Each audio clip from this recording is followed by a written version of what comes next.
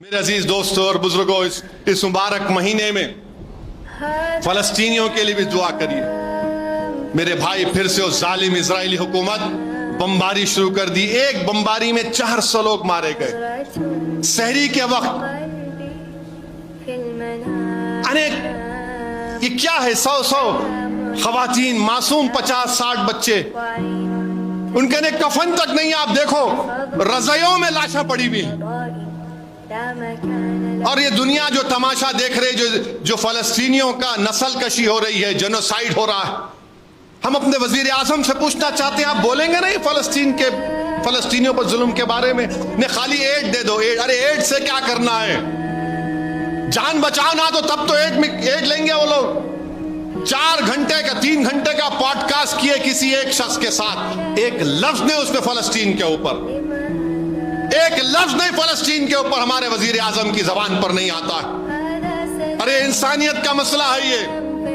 اور وہ جو بڑے بڑے حکمران جن کو اللہ نے دولت دی، کیوں دی؟ کیونکہ اللہ کے رسول صلی اللہ علیہ وسلم کے ختم مبارک وہاں پر پڑے تھے۔ میرے آقا کے صدقے میں تم کو دولت ملی۔ ارے تم صرف دعا کر کے رو گے؟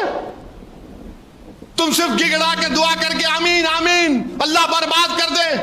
ارے ظالموں، تم بھول گئے کہ اللہ کے رسول صلی اللہ علیہ وسلم نے منبر پر خطبہ بھی دیا اور احد کے میدان میں جا کر اپنے دندان مبارک کو شہید بھی کروایا تھا۔ ظالموں، تم بھول گئے امام حسین کی شہادت کو۔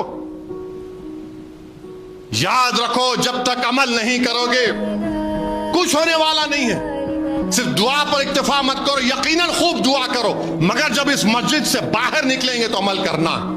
اور عمل کیسے کرنا؟ اپنی دعاؤں کو آزماؤ کہ اللہ، میں نے تیرے پاس اپنی بھیک کو رکھ دیا، اب میں نکلا ہوں، میری لاز رکھ لے۔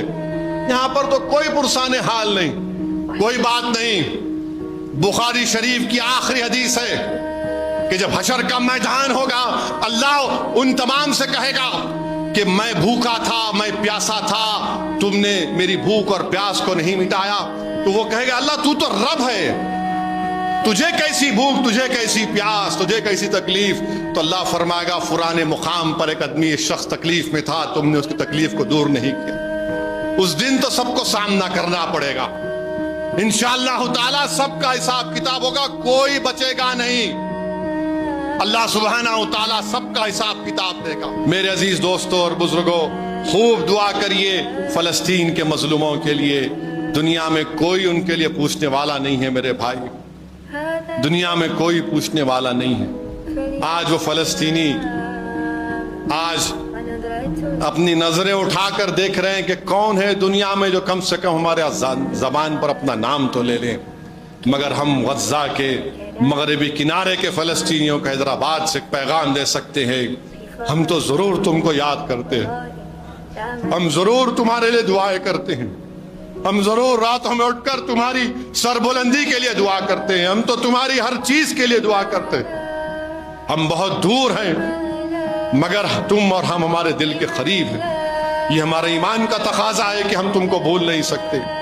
یہ مسجد اقصیٰ کی عظمت ہم سے پکار کر کہہ رہی ہے کہ میرے بچانے والوں کے لیے تم دعا کرو، ان کی ہمتوں کو بلند رکھو، اور انشاءاللہ تعالی اللہ سبحانہ و تعالی ضرور ان کو کامیاب کرے گا۔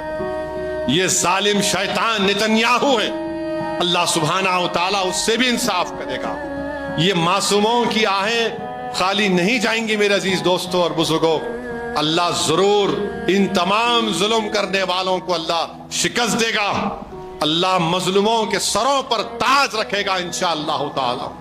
آج جو بادشاہ ان کو نظر انداز کر رہے ہیں، ارے اللہ زمین و آسمان کا خالق ہے، اللہ زمین و آسمان کا مالک ہے۔ تمہاری بادشاہت ختم ہو جائے گی، اللہ کی حکمرانی ہمیشہ تھی اور ہمیشہ رہے گی، بلکہ اس دن بھی اللہ رہے گا جب اللہ حضرت میکائیل کو علیہ السلام، اس ملک الموت کو کہے گا کہ تو بھی مر جاؤ، اس وقت بھی اللہ کی حکومت رہے گی، اور پھر اللہ